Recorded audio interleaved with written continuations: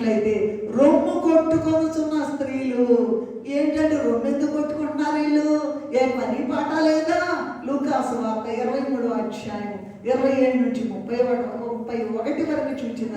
సమూహం అంట ఆయన కూర్చి రొమ్ము కొట్టుకొనొచ్చు దుఃఖించుచున్న చాలా మంది స్త్రీలు ఆయన వెంబడించి, యెరూషలేము కుమార్తెలారా, నా కోసం ఏడవద్దు, మీ నిమిత్తం మీ పిల్లల కోసం ఏడవండి.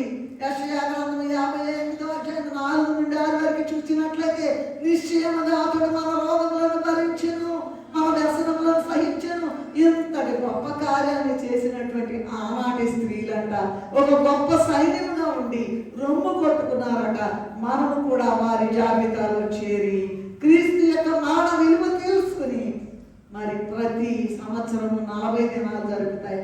ఎక్కడైనా సరే పరుగు పరుగు పరుగు పరుగు పరుగు. అదండి కావలసినటువంటి సిద్ధపాటు, అదండి కావలసిన ప్రకటన. చివరిది ఏంటంటే పునరుద్ధానుడైన ప్రభువును వెదకిన స్త్రీలు. యోహాను సువార్త 20వ అధ్యాయం 16 నుంచి 18 వరకు చూచినట్లయితే పునరుద్ధానుడైన ప్రభువును వెదక చూచిన ఆ స్త్రీలకు నాయకత్వం వహించిన మగ్దలేనే మరియంట దేవుడంట బోధకులకి శిష్యులకి బోధకులుగా వాళ్ళుగా చేసాడంట.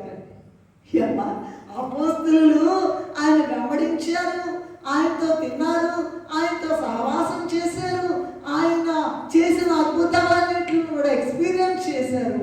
అయితే వాళ్ళకెళ్ళి బోధ చెప్పిందంట ఎవరు? 7 దయ్యాలు వదిలించబడినటువంటి మగ్దలేనే మరియ.